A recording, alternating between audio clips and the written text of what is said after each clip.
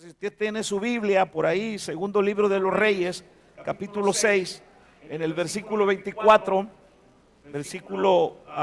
creo que sí, 24, déjeme ubicarme, versículo 6:8, perdón, 6:8 de segundo de Reyes. Dice la Biblia: tenía el rey de Siria guerra contra el rey de Israel, y consultando con sus siervos dijo: en tal y tal lugar estará mi campamento. Y el varón de Dios envió a decir al rey de Israel: mira que no pases por tal lugar, porque los sirios van allí. Entonces el rey de Israel envió a aquel lugar que el varón de Dios había dicho, y así lo hizo una y otra vez con el fin de cuidarse. Y el corazón del rey de Siria se turbó por esto, y llamando a sus siervos les dijo: ¿no me declararéis vosotros quién de los nuestros es del rey de Israel? Entonces uno de los siervos dijo: no, rey, señor mío, sino que el profeta Eliseo está en Israel, el cual declara al rey de Israel las palabras que tú hablas en tu cámara más secreta. Y él dijo: id y mirad dónde está, para que yo envíe a prenderlo. Y le fue dicho: he aquí que él está en Dotán. Entonces envió el rey allá gente de a caballo y carros y un gran ejército, los cuales vinieron de noche y sitiaron la ciudad. Y se levantó de mañana y salió el que servía al varón de Dios. Y aquí el ejército que tenía sitiada la ciudad con gente de a caballo y carros. Entonces su criado le dijo: ah, señor mío, ¿qué haremos? Él le dijo: no tengas miedo, no tengas miedo. ¿Por qué? Porque más son los que están con nosotros que los que están con ellos. Y el versículo 17 dice: y él oró, y oró Eliseo, y dijo: te ruego, oh Señor, que abra sus ojos para que vea. Entonces el Señor abrió los ojos del criado y miró, y aquí que el monte estaba lleno de gente de a caballo y de carros de fuego alrededor. ¿De quién? De Eliseo, ¿cierto? Bueno, dile al que está a tu lado: apunta más allá de lo visible.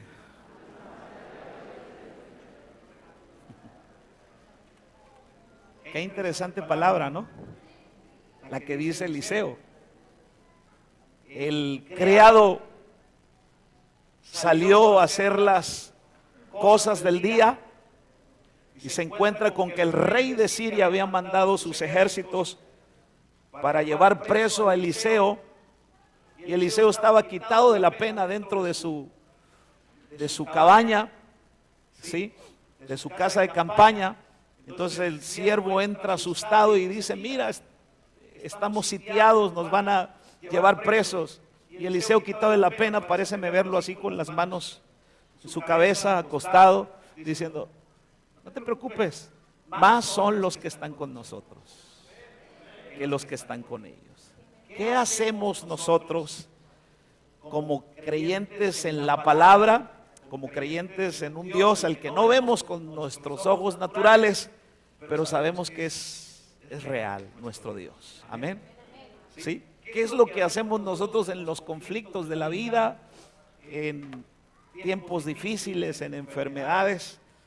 La mayoría de las personas tienden a hacer, de acuerdo a las circunstancias, a buscar soluciones de acuerdo a sus recursos y a sus capacidades, dejando a un lado los principios y los valores de Dios. El rey de los sirios ha enviado entonces un gran ejército para tomar preso al profeta de Dios, quien está declarando al rey de Israel, por revelación de Dios, lo que el rey de Siria iba a hacer contra él. La ciudad, dice el pasaje que acabamos de leer, está sitiada. Y entonces el siervo del profeta se asusta al ver el ejército de los sirios. Pero lo que este siervo no entiende es que por encima de las batallas físicas se está dando una batalla espiritual. Ahora, dice la Biblia también, según lo que dice Efesios capítulo 6, versículo 12, que nosotros no tenemos lucha contra ¿qué? Contra sangre ni carne. Nuestra lucha es contra principados, contra potestades, contra gobernadores de las tinieblas, contra huestes espirituales de maldad que habitan en las regiones celestes, dice la Biblia, ¿sí? Ahora, Eliseo, quien es varón de Dios, sabe bien lo que está pasando, ¿sí? Y entonces Eliseo lo que hace es orar a Dios para que su siervo tenga el mismo discernimiento espiritual que él tiene. Por eso es que Eliseo entonces ora y dice: por favor, Señor, ábrele los ojos para que vea.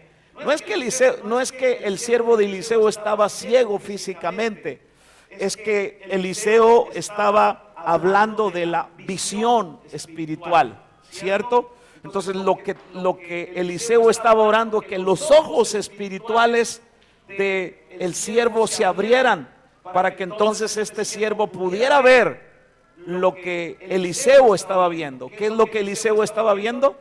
Ángeles a su alrededor, ¿sí? Ahora, cuando nosotros contemplamos esta frase, porque más son los que están con nosotros que los que están con ellos. Ahora, yo quiero que usted observe algo. Hay dos ejércitos celestiales presentes en este pasaje. Uno está con Eliseo, está con Israel, y el otro está con los sirios. Ahora, yo quiero que noten que el profeta no dice: porque más son los que están con nosotros que ellos. No está diciendo eso, sino que está diciendo: porque más son los que están con nosotros que los que están con ellos. Ahora, yo quiero que usted entienda esto. Cuando usted se va al libro de Isaías, en el capítulo 14,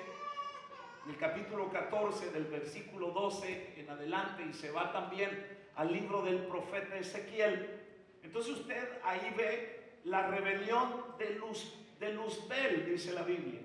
En Isaías 14, del 12 al 14, un día Luzbel, ¿sí?, que era uno de los ángeles del Señor, entonces se rebeló contra Dios.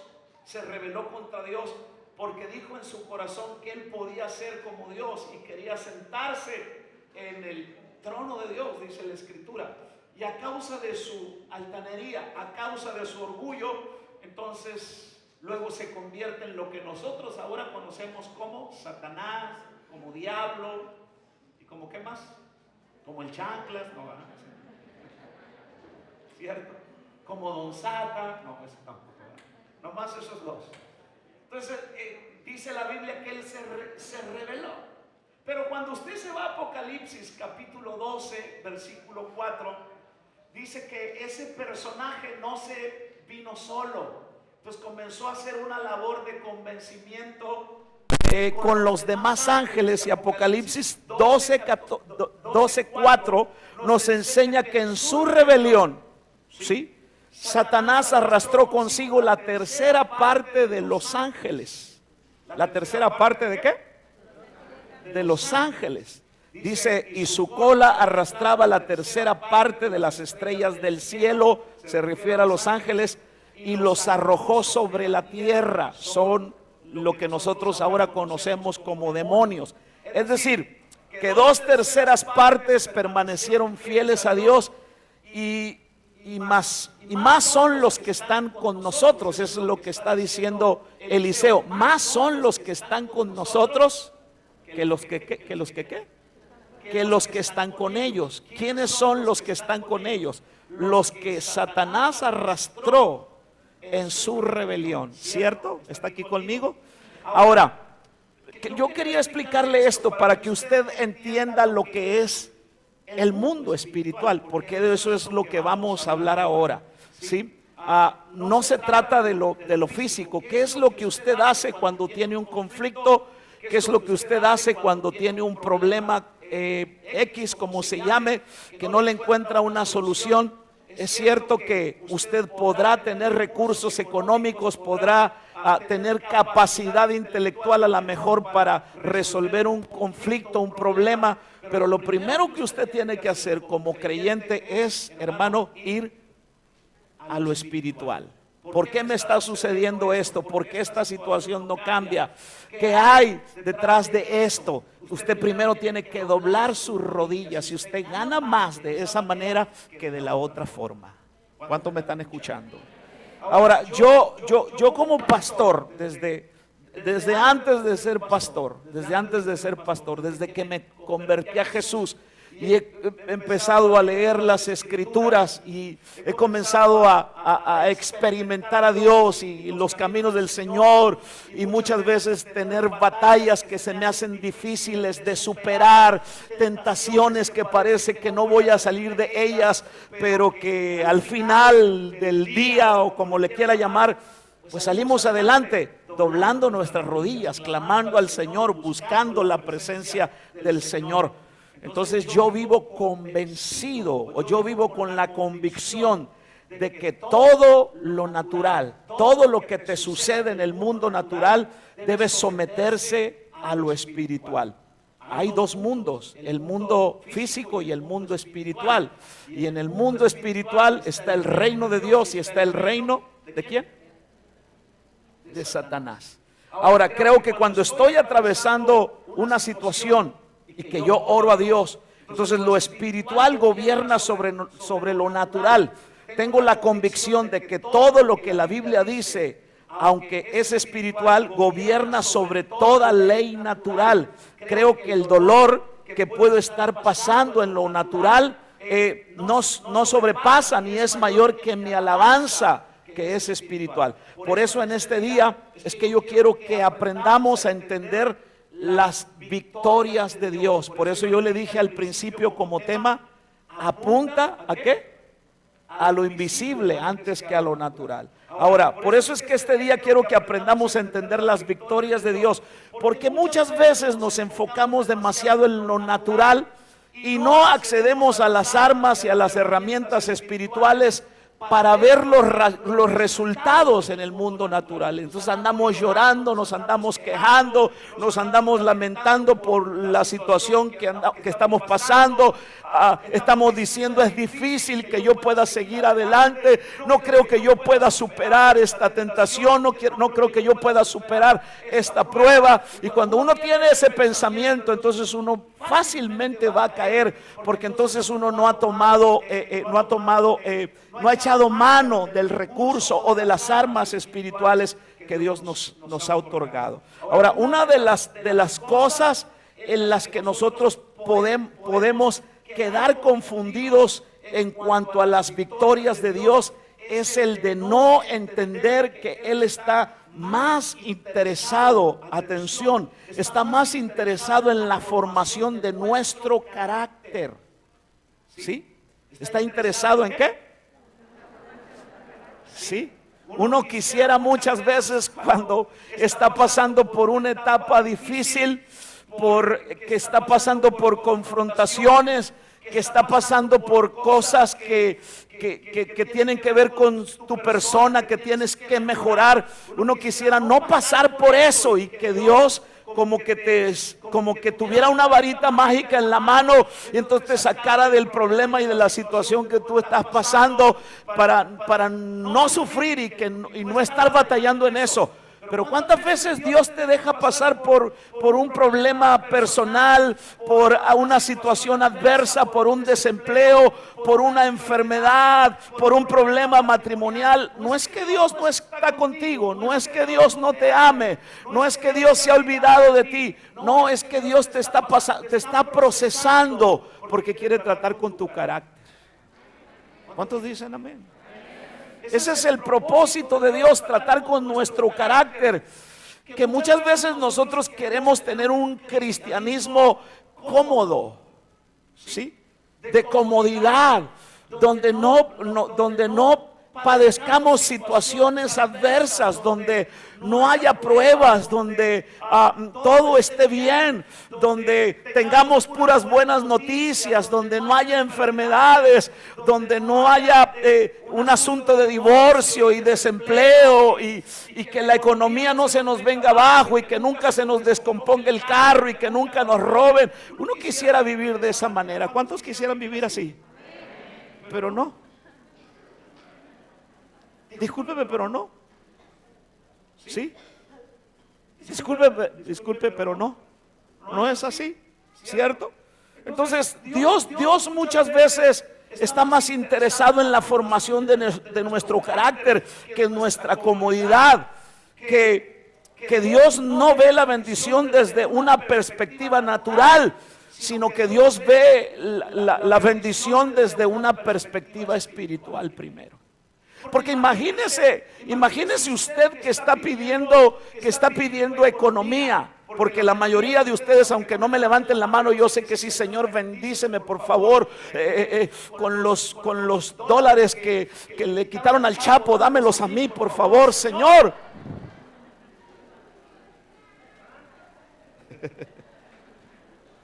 ¿Cierto? Pero si usted tiene problemas con su carácter, es avaro, ¿cierto? Es ¿qué más? Es más, mire, no se va a encontrar ni 5 pesos en la calle, porque Dios está tratando con su carácter, ¿cierto? Dios está tratando con usted. Ahora, cuando nosotros leemos la Biblia, a los apóstoles les pasó eso, y me llama la atención una escritura. Cuando ustedes van al Nuevo Testamento, Primera de Tesalonicenses, capítulo 3, versículo 1 al 5, les leo lo que dice la palabra del Señor. Mire lo que pasaba Pablo acá. Dice: por lo cual, no pudiendo soportarlo más, acordamos quedarnos solos en Atenas, y enviamos a Timoteo, nuestro hermano servidor de Dios y colaborador nuestro en el Evangelio de Cristo, para confirmaros y exhortaros respecto a vuestra fe, a fin de que nadie se inquiete por ¿qué? Estas tribulaciones, dice Pablo, porque vosotros mismos sabéis que para esto estamos puestos. ¿Sí? Y eso es lo que dice Pablo: para esto estamos puestos. O sea, no estamos puestos solamente para lo bueno, no estamos puestos solamente para recibir todo lo bueno que pudiera darnos la vida. Dice Pablo, también estamos puestos ¿para qué? Para que cuando vengan tiempos difíciles, para que cuando vengan las tribulaciones, nosotros sigamos permaneciendo en fe. Pero hay un enemigo, hay un diablo que va a pelear algo que es clave en la vida de todo hijo de Dios: la fe, ¿cierto? Entonces, dice Pablo, para que no se inquiete por estas tribulaciones, porque vosotros mismos sabéis que para esto estamos puestos, porque también estando con vosotros os predecíamos que íbamos a pasar tribulaciones, como ha acontecido, y sabéis.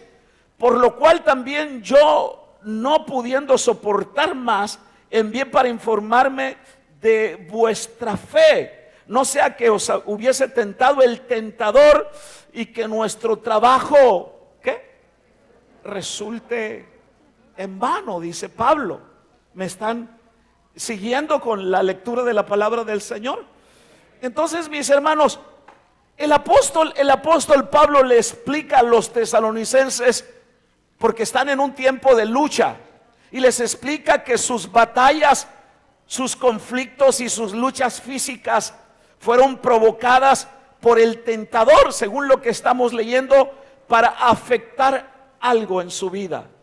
¿Qué quería afectar el tentador? Para afectar su fe, ¿sí? Y debemos entender que así es como generalmente trabaja el enemigo. Él provoca situaciones en lo natural que entonces nos afectan en lo espiritual. ¿Digo verdad o digo mentira? ¿Cierto? ¿Qué te pasa de repente cuando te desanimas por algo incorrecto que tú vistes? ¿Dónde afecta?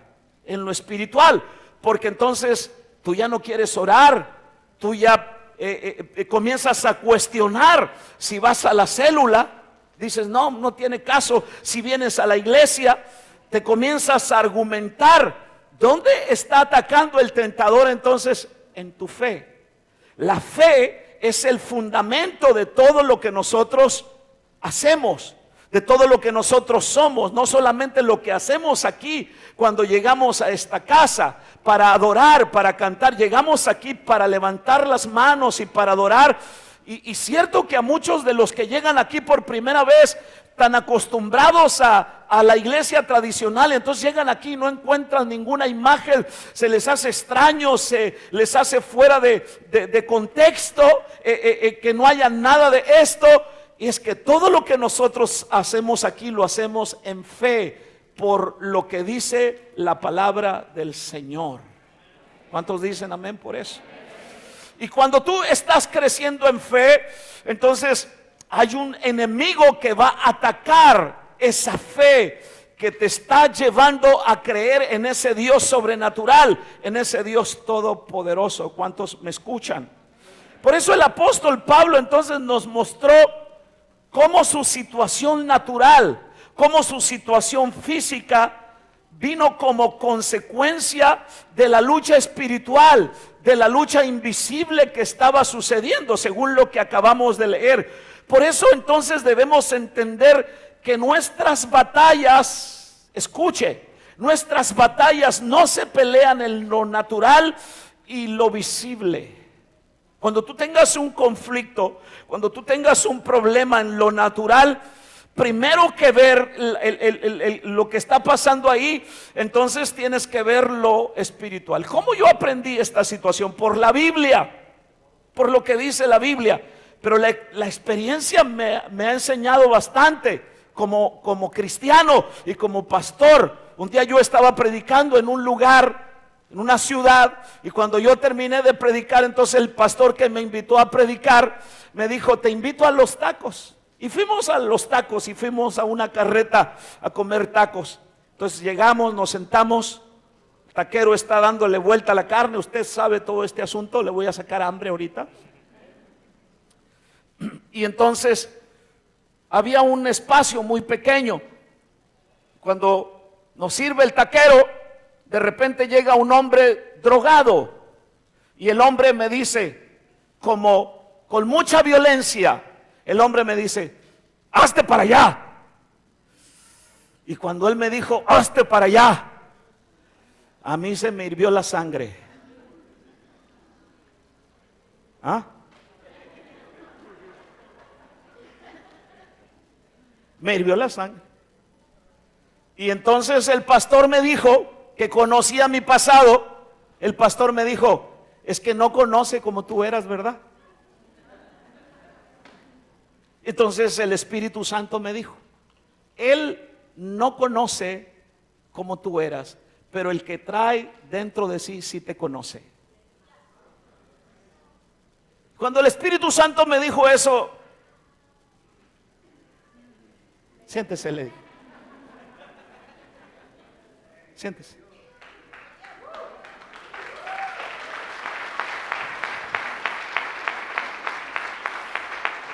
Y como el enemigo muchas veces conoce tu pasado, si tú eres un fiel creyente, entonces el enemigo te va a atacar de acuerdo al pasado que tú viviste.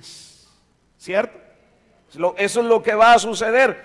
Por eso debemos entender que nuestras batallas no se pelean en lo natural y en lo visible, sino que nuestras mayores batallas y victorias vienen como consecuencia de nuestro enfoque en lo espiritual y en lo invisible, y luego tienen efecto en lo natural y en lo visible. ¿Cierto? O sea, tú quieres que algo suceda por tus comportamientos, por lo que tú haces, por cómo tú accionas. Entonces no reflejes tu problema, no lo reflejes en el otro. Sé humilde, sé sencillo. Entonces reconoce que hay un problema de ira, reconoce que hay un problema de falsedad, de hipocresía, de muchas otras cosas más en ti. Y cuando tú lo hagas, entonces tú vas a ser una persona diferente. Entonces tú vas a ver algo diferente en las demás personas porque has tratado con esto que está aquí adentro. ¿Están aquí conmigo o no están aquí conmigo? Ahora, déjeme darle algunos ejemplos de la Biblia. Les hablo primero de esa historia tan clásica y tan conocida que está en primer libro de Samuel 17, 42 al 51. La batalla de David contra Goliat. ¿Sabe que la batalla de David contra Goliat, para los que son lectores de la Biblia, si no, anótela y léanla en su casa, esa batalla, antes que ser física, fue una batalla espiritual? Cuando ustedes leen la Biblia, ahí en ese pasaje, dice la Biblia que había un hombre llamado Goliat, 3 metros, ¿sí? Que por 40 días vino a asustar al ejército de Israel y les pedía a un hombre que peleara con él. Y 40 días, y ellos estaban turbados, asustados, junto con su rey llamado Saúl. Saúl estaba escondido, el rey, el líder, el que tenía que dar la cara, el que tenía que salir al frente para responder a ese gigante. No pudo. Pero entonces la Biblia dice que por ahí apareció un muchachito llamado David. Y David tenía una perspectiva diferente del problema y de la situación que estaba pasando. Y si bien es cierto, Goliat era un diestro guerrero, según lo que dice la historia, y además con una fortaleza extrema, como dice la Biblia, ya que dice que era un gigante. Cuando va en contra de David, David no usa armas naturales, sino que utiliza en primera instancia un arma espiritual. ¿Sabe cuál es esa? La confesión de su boca.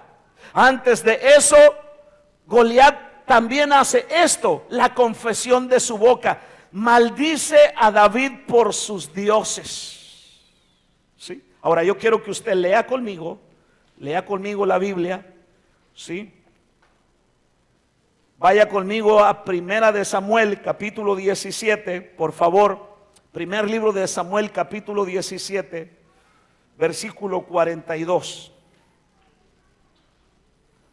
Dice: cuando el filisteo miró y vio a David, ¿qué dice la Biblia? ¿Cómo lo vio? Lo tuvo como en poco. Lo tuvo en poco porque era muchacho y rubio, ¿cierto? Para enfrentarse a Goliat y librarla más, le va bien a los prietitos. ¿Sí? Dicen amén los prietitos. Y de hermoso parecer, dice. Así que ya la hicieron los feos. ¿Sí? Como dijo aquel. ¿Cómo dijo aquel? Ya se me olvidó. Y de hermoso parecer. Y dijo, versículo 43.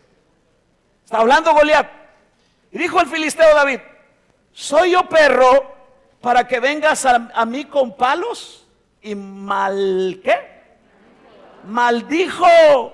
a David por sus dioses.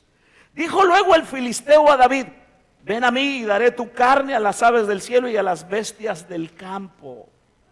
Lo maldijo, dice la escritura.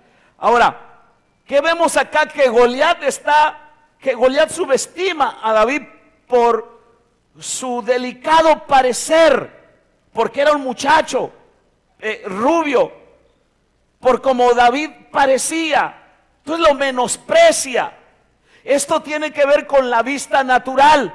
Luego le lanza una maldición, que esto tiene que ver con un arma espiritual. En cambio, David conocía también la dinámica del mundo espiritual. Diga conmigo, dinámica del mundo espiritual. Esto es de cómo trabaja el reino de las tinieblas y de cómo la iglesia también debe conocer su armamento en el mundo espiritual. Porque el versículo 45, si ustedes están ahí, dice, entonces dijo David al filisteo, ¿qué le dijo? Tú vienes a mí con espada, lanza y jabalina, mas yo vengo a ti. ¿Qué?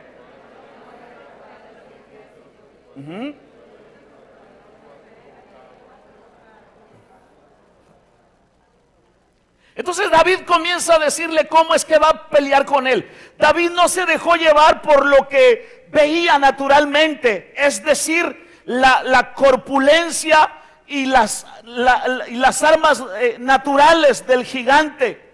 Echó mano del poder del reino espiritual al decir, mas yo vengo en el nombre del Señor de los ejércitos. Confesó la palabra, le profetizó al gigante su derrota según el versículo 46. Entonces, todo problema, yo se lo he dicho en otro tiempo, todo problema que tú tengas, todo conflicto que tú tengas, toda situación adversa que tú tengas, tiene dos lecturas. ¿Cuáles son esas dos lecturas? La lectura espiritual y la lectura física. Si tú lees el conflicto, si tú lees el problema, si tú lees la situación por la que tú estás pasando desde el punto de vista natural, entonces tú estás limitado, estás limitada para salir del conflicto y para salir del problema. Entonces no vas a trabajar de acuerdo a lo que la Biblia dice, vas a trabajar por medio de los argumentos, por medio solamente de tu capacidad y de otros recursos. Y no estoy en contra de tu capacidad y no estoy en contra de tus recursos, pero cuando tú lees el problema, la crisis que tú tienes o el problema que tú tienes, cuando le das una lectura espiritual, entonces tú no tienes límite para enfrentar cualquier conflicto, cualquier problema, cualquier situación adversa por la que tú estés pasando. ¿Por qué razón? Porque así como hay un reino espiritual de las tinieblas, también hay un reino espiritual de parte de Dios a tu favor, a mi favor. Alabado sea el nombre de Jesús para siempre. ¿Cuántos dicen amén por eso? Ahora, dese cuenta, David no cayó en el juego del gigante, no le respondió con armas físicas, sino que le responde con armas espirituales. Ahora, segunda a los Corintios capítulo 10, segunda a los Corintios 10 versículo 4, dice que las armas que nosotros tenemos como creyentes, las armas de nuestra milicia son poderosas en Dios. ¿Poderosas en qué? En Dios, para la destrucción de fortalezas. A mí me llama mucho la atención cómo Hollywood o cómo el cine presenta muchas veces a Satanás y a sus demonios como algo invencible, cuando la Biblia dice que Satanás es un ser creado, fue un ángel que se encargaba de la alabanza y de la adoración en el cielo, según la escritura que leímos en Isaías 28, y que un día se rebeló contra Dios. Entonces fue, hermano, destronado, fue quitado de su lugar. Y como Hollywood, hermano, presenta a Satanás como todopoderoso, y como de repente entonces ponen a un señor, a un sacerdote echando agua bendita, y el demonio, el endemoniado y los demonios que están en la persona. Entonces el hombre no puede contra eso, cuando la Biblia dice diferente. No hay demonio que pueda resistirse al poder de la palabra y al poder de la sangre de Jesucristo. Bendito sea el nombre de Jesús para siempre, que el Señor nos ha dado una autoridad para atar y echar fuera demonios. Alabado Jesús. Sí, entonces Pablo dice, segunda a los Corintios 10:4, que poderosas en Dios son nuestras armas para la destrucción de fortalezas. Por eso, hermano, no caiga en la tentación de luchar con sus fuerzas, de luchar con sus fuerzas contra la ira, contra el resentimiento, ¿sí? contra los malos recuerdos. Dice la Biblia, no es con espada, no es con ejército, según Zacarías 4:6, sino con mi Santo Espíritu. Ríndase a Dios, sea honesto con Dios, dígale al Espíritu Santo: yo no puedo superar esto, yo no puedo vencer esto. Yo lo he hecho, hermano, no sé cuántas veces. Soy un ser humano, soy igual que usted, tengo flaquezas, tengo debilidades, soy tentado, pero conozco a dónde ir. Estoy consciente de lo que es el mundo espiritual y me he tenido que tirar de rodillas, de panza, sentado, como usted quiera, pero con un corazón sincero y honesto y diciéndole al Espíritu Santo: no puedo superar esto. Si me ayudas, puedo seguir adelante. Y he visto la mano del Dios Todopoderoso, y he visto al Espíritu Santo hacer y darme la fortaleza que yo no tengo para salir adelante. Usted no es diferente a mí, yo no soy diferente a usted. ¿Cuántos me escuchan? Ahora en el versículo 50 de esta historia de David, dice que David hirió al filisteo. ¿Y qué más hizo? Y lo mató. Diga conmigo: lo mató. ¿Y cómo lo mató? Sin tener David espada en su mano. ¿Cómo lo hizo David? Teniendo entendimiento espiritual. Conocía la clave de la vida, que habitaba en ambos mundos y que el reino invisible domina sobre el mundo visible. ¿Sí? Domina sobre el mundo visible. Yo sé que esto es un poco difícil para los intelectuales y para los no creyentes en la Biblia, pero eso es lo que sucede en el mundo espiritual. El mundo físico es gobernado por un mundo espiritual. Amén. Dice la Biblia, dice Juan, que el mundo entero está bajo el maligno. ¿Sí? Ahora, otra historia que les comparto, Éxodo 17, del 8 al 16. Allá hay una historia de una pelea. ¿Sí? Está el ejército de Israel y está otro ejército llamados los amalecitas. Y un día Moisés le dijo a Josué: ¿sabes qué, Josué? Tú ve a pelear con la espada, ve a pelear con lo que tengas que pelear, y yo me voy a subir al monte, a la cumbre, y voy a orar. Y la Biblia dice ahí que Moisés se fue a orar a la cumbre, al monte, y que allá está Moisés mientras Josué está peleando con los ejércitos, con el ejército suyo y contra Amalek. Y cuando Moisés tenía las manos arriba, entonces Israel, el ejército de Israel, prevalecía contra los amalecitas. Pero cuando Moisés se cansaba y bajaba las manos, entonces Amalek vencía a Israel.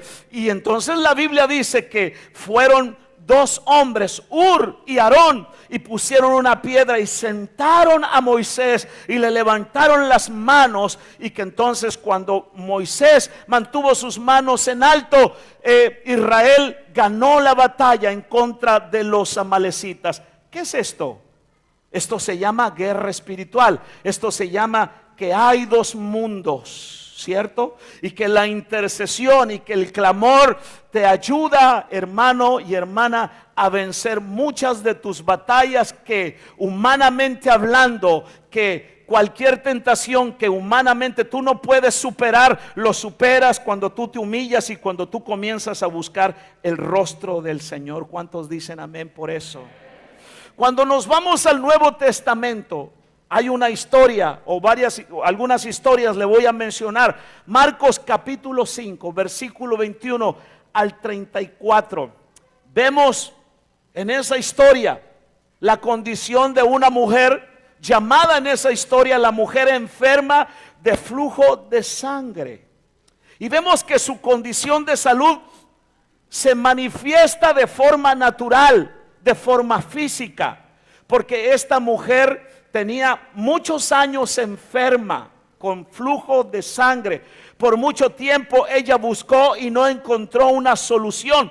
esta mujer agotó todos sus recursos y gastó todo su dinero, dice la escritura, con doctores y más. Cuando agota todos sus recursos y su frustración entonces aumenta en lo natural, porque cuando tú estás enfermo y has invertido igual de la misma manera que lo hizo esta mujer y no hay un resultado en esa enfermedad, igual a ti te va a suceder la frustración en tu vida, ¿cierto? Y entonces ella toma una decisión, porque ella está en su casa en debilidad a causa de que siempre está sangrando, y entonces escucha que Jesús está pasando por su casa. Y ella toma una decisión. ¿Cuál fue la decisión que tomó? Buscar al Señor Jesús. Ir donde Jesús estaba. ¿Sí? Ahora, yo quiero decirle algo. Esta mujer tenía en contra la cultura del tiempo, ¿sí? De ese tiempo, porque era una cultura donde la mujer era menospreciada. Tenía en su contra las leyes levíticas, donde decía que una mujer en su periodo era inmunda. Todo lo que tocaba, donde se sentaba, entonces quedaba inmundo. Escúchelo bien, esta mujer tenía ¿cuántos años? 12 años padeciendo de flujo de sangre. Y tenía en su contra la debilidad. Pero con todo y eso, esta mujer toma una decisión. ¿Cuál fue la decisión que toma esta mujer? Ir donde estaba Jesús, a pesar de que la multitud estaba apretujando al Señor Jesús. Ella quería tocar el borde del manto del Señor, porque sabía que con solamente tocar el borde del manto del Señor, ella iba a recibir una sanidad. Ella dijo: pero si tan solo tocare su manto, yo voy a quedar sana. Eso es lo que ella se dijo. Y ahora aquí nosotros podemos ver cómo la mujer en su frustración no tuvo más remedio que accesar al ámbito espiritual y al ámbito invisible para encontrar una victoria natural, para encontrar una victoria física. Jesús no tenía medicina en su túnica. La túnica de Jesús no era milagrosa. Simplemente fue el hecho de que ella en su frustración, ella no encontraba solución. Y ahora Jesús entonces la motivó a hacer algo que nadie antes había hecho. Y de esa manera iba a ver el poder de Dios en lo espiritual, en lo invisible, operando y dominando en lo natural y en lo visible. Su problema era natural, pero ella accesó, ella fue a lo espiritual, ella fue a la fe.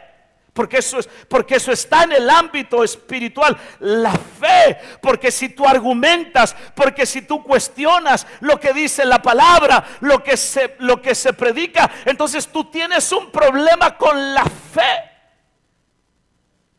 Y si tú no tienes fe, entonces tú no obtienes nada de parte de Dios. No importa cuánta necesidad tú tengas, la necesidad no te acerca a Dios. La fe te acerca a Dios. La fe hace que su poder, su presencia que está en el ámbito espiritual, entonces toque tu necesidad, toque la enfermedad y el problema que tú tienes. Gloria al Señor. Entonces aquí podemos ver cómo la mujer en su frustración no tuvo más remedio que accesar al mundo espiritual. Su condición era una condición de salud, era una enfermedad vergonzosa para ese tiempo, como se lo expliqué hace un momento. Y por eso ella no acudió al Señor solo por la solución, porque era una enfermedad natural. Ahora la Biblia nos explica que cuando ella decide accesar al ámbito espiritual para recibir una manifestación natural, al instante la hemorragia se detuvo y ella pudo sentir en su cuerpo que había sido sanada de su terrible condición. Esto es el efecto del poder de Dios sobre la condición natural. Nos dice que llegó al punto de que Jesús le dijo en el versículo 34, hija, le dijo en el versículo 34, hija, tu esfuerzo te ha sanado. Hija, tus ganas de ser sanada te han sanado.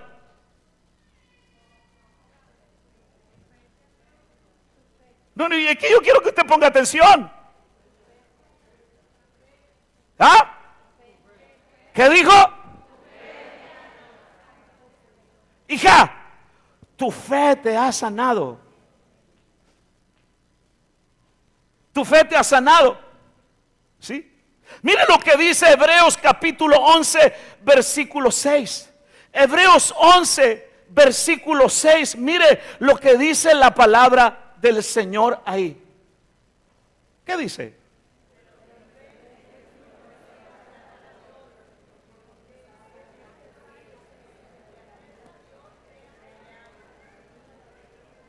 Wow.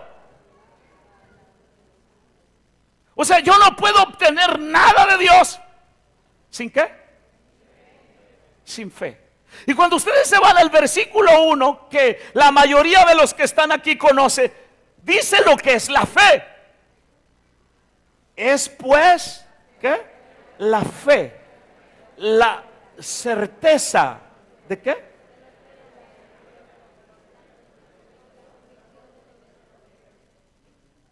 ¿Entiende? Lo que dice ahí la Biblia. Y la fe pertenece al ámbito sobrenatural, ¿cierto? Quiero lograr cosas, quiero obtener cosas de parte de Dios, entonces tengo que hacer en fe las cosas, ¿cierto? Pero que estoy enfermo, ¿sí? Que el doctor me dio un diagnóstico de no, ya no hay solución. Ok, está bien. El doctor dijo eso, pero ¿qué dice Dios? ¿Qué dice Dios? ¿Me están escuchando? Entonces yo tengo que aferrarme a lo que dice Dios. Que tengo una enfermedad y tengo mucho tiempo orando para que Dios me sane. Dios no me ha sanado, pero ya no me voy a tomar el medicamento porque tengo fe. No. No haga eso. Usted tiene un tratamiento. Usted tiene que cuidarse. Usted tiene que poner atención a las reglas del doctor. Eso no quiere decir que usted no tiene fe. Usted está esperando, se está cuidando. Usted está esperando mientras Dios hace un milagro. Usted está haciendo lo que le dijeron que tiene que hacer. ¿Cuántos me están escuchando? Eso no quiere decir que usted no tenga fe. ¿Me está escuchando? Porque el diablo de repente puede decirle: no tienes fe. Esta mujer llegó donde Jesús y Jesús le dijo: hija, tu fe te ha sanado, ve en paz, se acabó tu sufrimiento. Ella nos enseña que cuando nos vemos en dirección, nos vamos en dirección a Jesús, buscamos a Jesús, tocamos a Jesús, y entonces encontramos bendición, porque la solución a nuestra situación está en Él. Y podemos ver que el poder de Dios que opera en lo espiritual es invisible y gobierna lo natural, gobierna lo visible. ¿Quiere ver usted resultados en lo visible? Entonces accese al mundo espiritual. ¿Sí? Sométase a las demandas de la palabra. Si la Biblia dice que tengo que orar, si la Biblia dice que tengo que ayunar, si la Biblia dice que tengo que guardarme, que santificarme, que vivir en integridad, sométase a esos principios de la palabra de Dios si usted quiere ver un resultado en el mundo natural y en el mundo visible.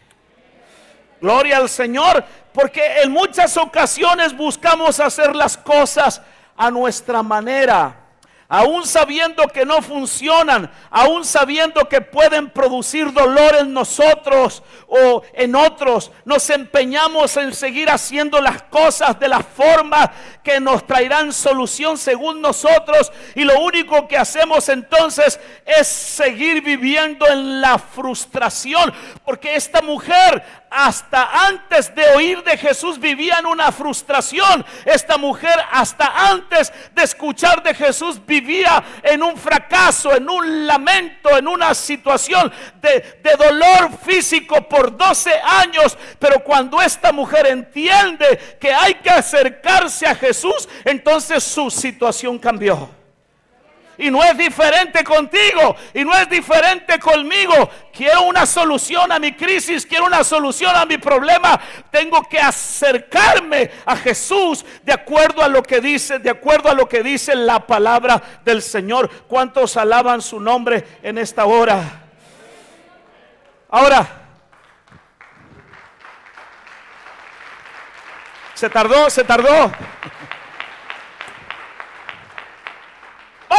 Vaya, siga con la Biblia, Marcos 5, pero del 1 al 20. La Biblia ahí habla de un hombre llamado, que le llama la Biblia el endemoniado, ¿qué? No es ganadero. ¿Cómo se llama? Bueno. Porque algunos dicen, ay, ganadero, me caso con él. No. Es gadareno, de Gadara. Vivía en un lugar llamado Gadara. Y en ese capítulo, en esa parte de la historia, con el endemoniado gadareno, que tenía un problema espiritual, y que ya muchas veces las personas buscaban ayudarle con soluciones naturales, carnales.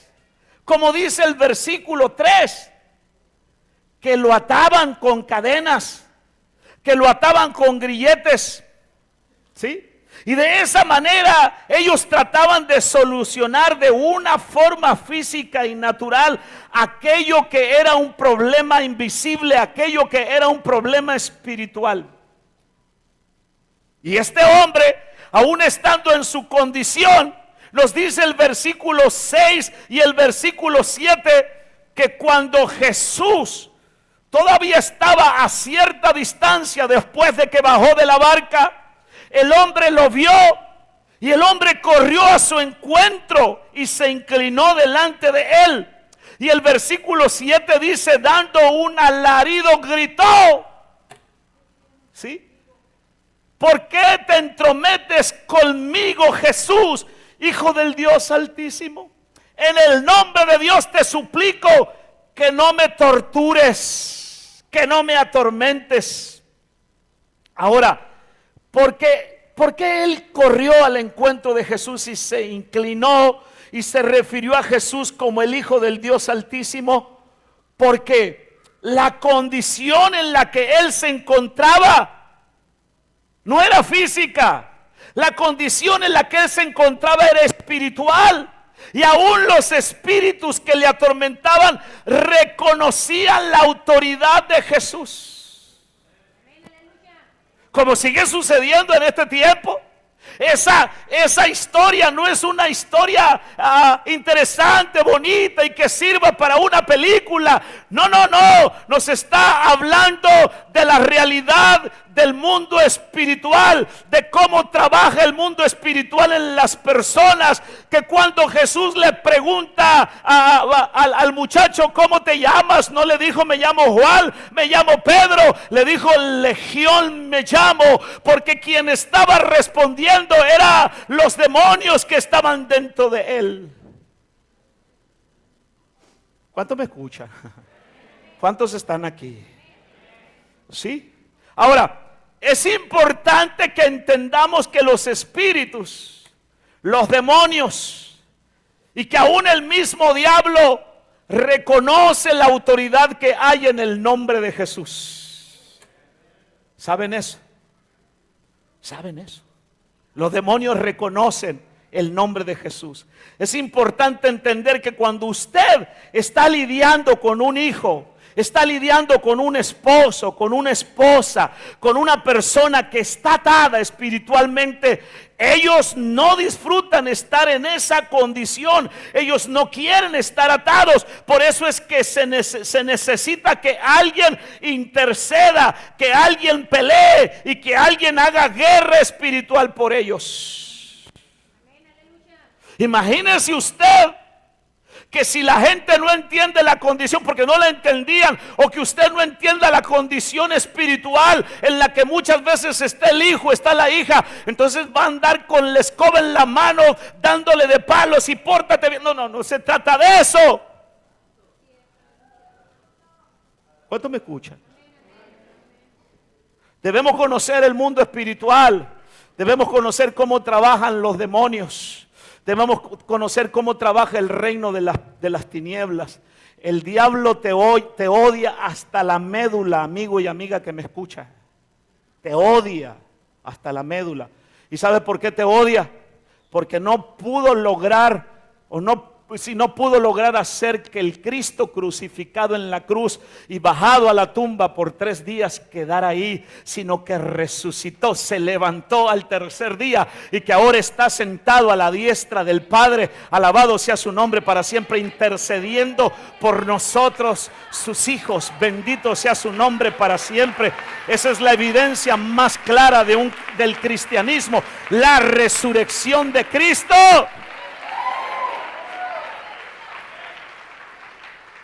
Y como no puede hacer nada contra Dios porque es creado, Dios es creador, entonces toda su furia y todo su odio lo lanza contra ti.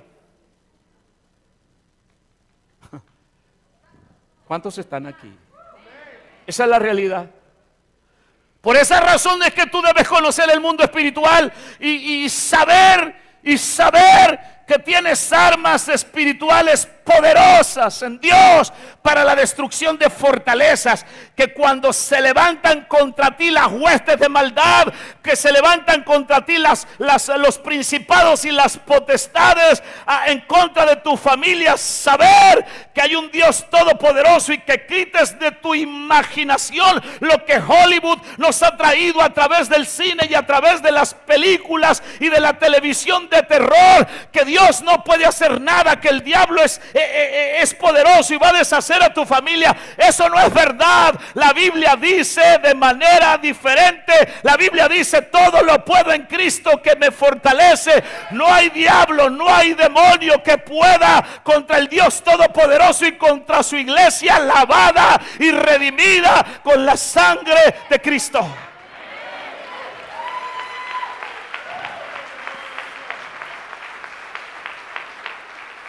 Alaba lo que Él vive. Glorifica su nombre en esta hora, mi hermano. Ahora es importante entender estas verdades. ¿Sabe lo que pasó cuando este hombre fue liberado por Jesús? La transformación que este hombre vivió, porque Jesús lo liberó. Luego de su encuentro con Jesús, fue tan impresionante que cuando fue libre, quiso seguir a Jesús. Y los versículos 18 al 20 de ese capítulo de Marcos 5 dicen de la siguiente manera: mientras Jesús entraba en la barca, el hombre que había estado, ¿qué? Poseído por los demonios, bueno, estoy leyendo otra versión, le suplicaba que le permitiera acompañarlo. Pero Jesús le dijo, ¿qué le dijo? No, vete a tu casa y a tu familia. Vete a tu casa y a tu familia. Y diles todo lo que el Señor ha hecho por ti y lo misericordioso que ha sido contigo. Así que el hombre salió, se fue. ¿Sí?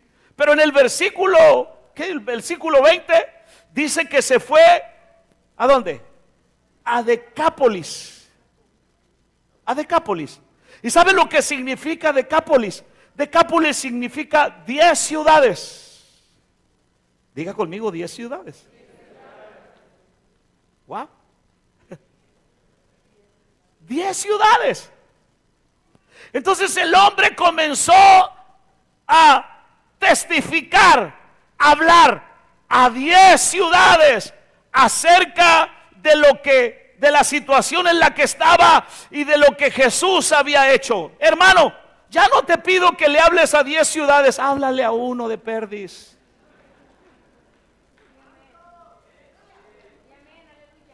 Sí, háblale a uno de Perdiz.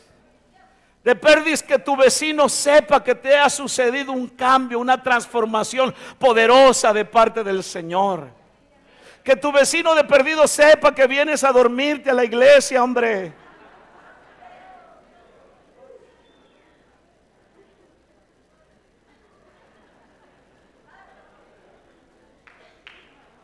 Parecen borrachos desvelados.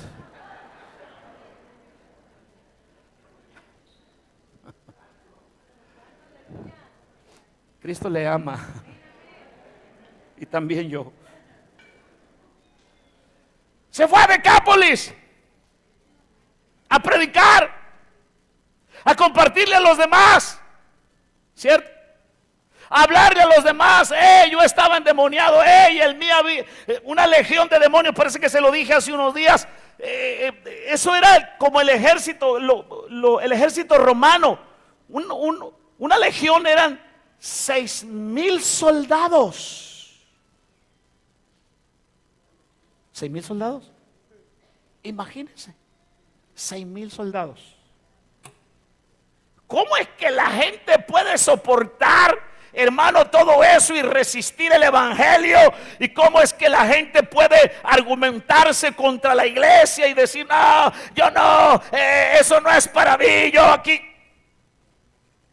Cuando Jesús te quiere dar paz, cuando Jesús te quiere dar vida eterna, cuando Jesús te quiere sacar de la condición en la que tú te encuentras, bendito sea el nombre de Jesús para siempre. ¿Cuántos dicen amén? Yo quiero.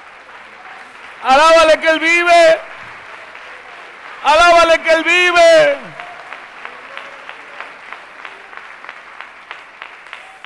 No te ahogues en el afán, hermano. Yo sé que tienes que trabajar y tienes familia. Yo lo sé, hermano, que quieres vivir bien, hermano, que quieres tener la pantalla de plasma más grande que la de tu vecino. Eso yo lo entiendo.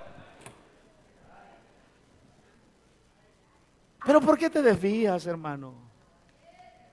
¿Por qué te ahogas en el afán? ¿Sí? ¿Por qué, hermano? ¿Por qué te apasiona ver más la pelea del Canelo, hermano, que estar en la iglesia? Te aseguro que anoche no te dormiste y ahora llegas acá a dormirte, hermano.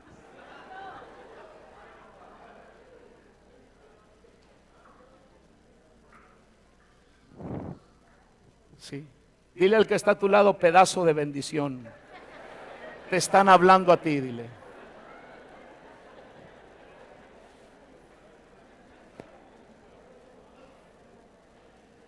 Sí, para que no le digas lo que dijo la profeta Paquita, la del barrio, ¿verdad?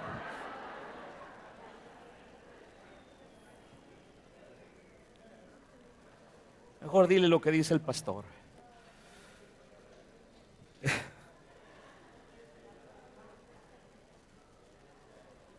Jesús lo envía a sus familiares,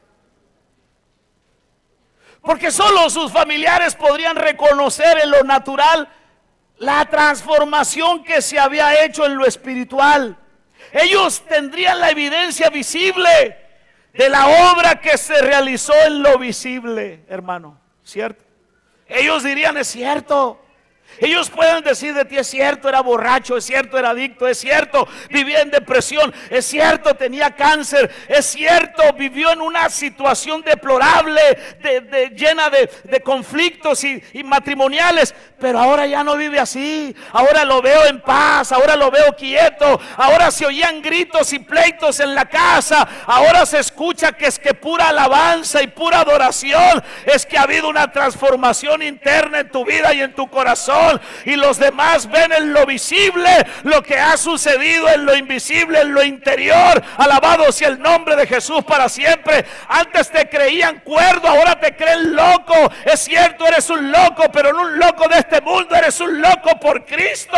Alabado sea su nombre para siempre. Antes te criticaban, te murmuraban, hoy dicen lo que te ha sucedido. Se fue a Decápolis, predicó, porque hay una bendición tremenda cuando nuestros hijos, cuando nuestras familias, los que nos rodean, alcanzan a ver y disfrutar en lo natural y en lo visible la obra que en lo espiritual Dios hizo en nuestras vidas. Gloria al Señor. Hay algo muy especial en eso. Un día un misionero predicaba en cierto lugar, entonces estaba regalando Biblias, y llegó con un hombre y le dijo: te regalo una Biblia. Y le dijo: ¿para qué? Le dijo: me la voy a fumar, dijo. Le gustaba fumar marihuana. Me la voy a fumar, dijo el hombre. Y el misionero le dijo: no le hace, nomás antes de que te la fumes, primero lee el capítulo.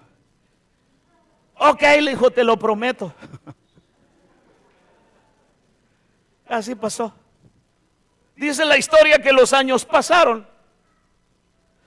y en cierta ocasión el misionero fue a una convención de misioneros, y estaba un hombre predicando, compartiendo el evangelio. Y cuando el misionero entró, el hombre que estaba predicando dijo: ah, ese es el hombre que me regaló la Biblia, por eso estoy aquí. Miren, dijo, me fumé Mateo, me fumé Marcos, me fumé Lucas. Y cuando llegué a San Juan 3:16 ya no pude fumar más marihuana. Me convertí al evangelio de Jesucristo. Alabado sea el nombre de Jesús.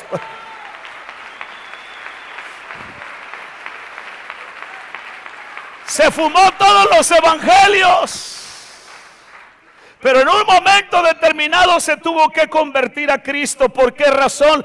Porque hay una transformación interna. Algo sucedió dentro de él cuando la palabra se le metió por dentro. Bendito sea el nombre de Jesús para siempre. La Biblia es el libro más vendido en el mundo, desechado por muchos, porque este libro trae transformación. No es la filosofía ni la ideología de un hombre, es el pensamiento de Dios, del Dios eterno, del Dios todopoderoso, que cuando quieres ser transformado, lo único que tienes que hacer es leer lo que dice la palabra del Señor. Que cuando te encuentras confundido y desorientado, lo único que tienes que hacer es consultar lo que dice Dios en su libro.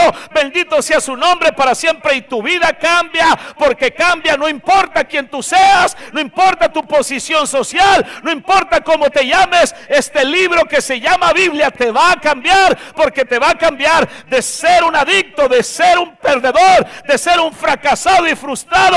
Te va a cambiar en un campeón, en un hombre honrado, en una mujer honesta, para la gloria y la honra del Señor. Bendito sea su nombre para siempre. Vamos, alaba. Déjame aterrizar con este mensaje que te estoy predicando. Cuando nosotros analizamos lo que ya estamos predicando, este concepto de lo que es el mundo invisible, el mundo espiritual, cómo afecta en el mundo visible. Este concepto lo vemos en la vida de un personaje llamado Job.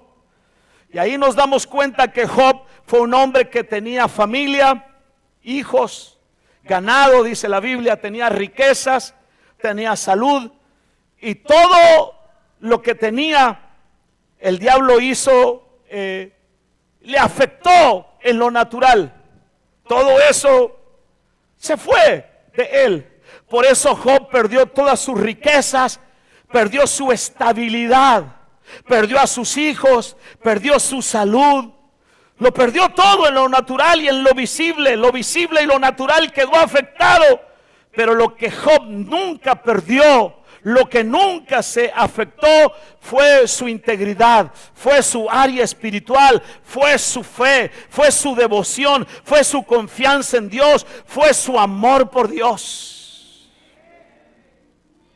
Cuando Job no tenía nada, dice la historia de Job, y Job está en un charco lodoso, rascándose ahí con lo que podía. Llegó su mujer, no sé dónde se consiguió esa mujer, Job, pero yo no le recomiendo que se busque una mujer como esa. Le dijo la mujer: mira cómo estás, mira la condición que estás, maldice a Dios y muérete. ¿Ah? Maldice a Dios y muérete. Cuando usted tenga una mujer como esa, dele una patada, hermano, y quédese solo. Mejor. ¿Para qué quiere una mujer como esa? Y Job le dijo: como habla cualquier mujer fatua, tonta, has hablado. ¿Qué acaso solo vamos a recibir las cosas buenas de Dios y no vamos a pasar por cosas malas? El Señor da y el Señor quita. Sea el nombre del Señor bendecido. Job perdió todo, pero nunca perdió su amor, su pasión, su devoción, su confianza en Dios, su amor por Dios. Porque el diablo no está buscando afectar lo natural y lo visible. El enemigo está buscando afectar lo que Dios considera valioso en ti, y lo consideró en Job. Por eso vemos que Dios le dijo al diablo en Job capítulo 1 versículo 8. Le dijo, Dios se sentía orgulloso de Job y le dijo: ¿te has fijado en mi siervo Job? Le dijo: es el mejor hombre en toda la tierra. Es un hombre intachable y de absoluta integridad. Tiene temor de Dios y se mantiene apartado del mal.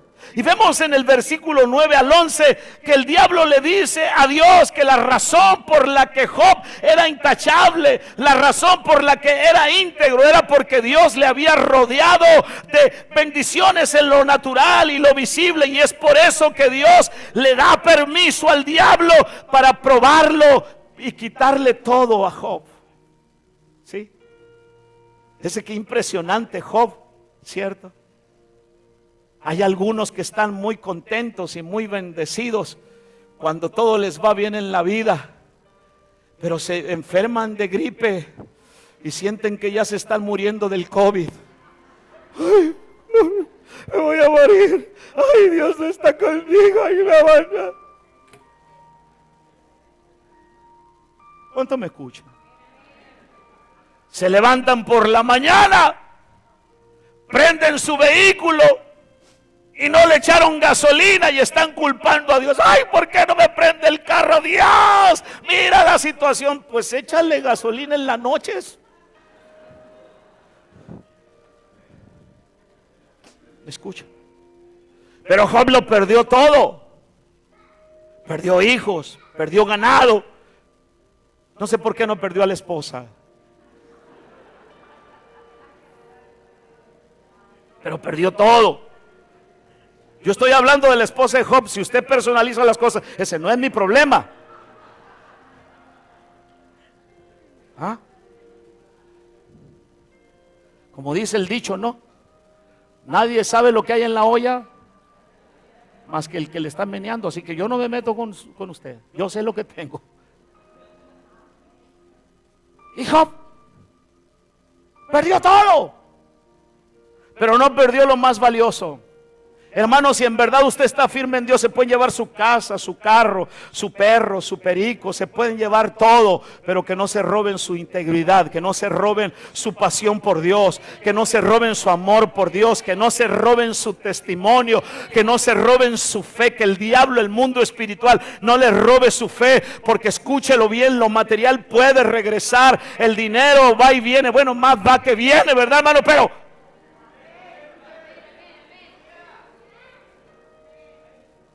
¿qué importa si tienes al Señor de tu lado? ¿Cierto? ¿Qué importa? Así que vemos a Job que lo pierde todo. Sin embargo, a pesar de todo eso, Job se mantuvo fiel en el Señor. Lo que Dios ha depositado dentro de nosotros siempre será mayor y más fuerte que lo que sucede fuera de nosotros, mis hermanos. Porque cuando tú aprendes a permanecer constante en el Señor, firme en el Señor te está mirando. La Biblia dice en el capítulo 42 del libro de Job que el Señor le devolvió, hermano, doblemente a Job, ¿cierto? Doblemente se lo devolvió a Job. En todo, hermano, se lo devolvió. Porque así es Dios con nosotros. ¿Cuántos alaban el nombre del Señor en esta hora? El enemigo siempre buscará afectar tu fe, tu convicción en el Señor. ¿Cómo buscará afectarte en lo natural? Que es en lo que a ti más te duele. Cuando tú ves que las cosas son difíciles en lo natural, entonces dale la lectura correcta. Saber que Dios está en medio de esa situación adversa. Quiero que te pongas de pie en esta hora, hermano.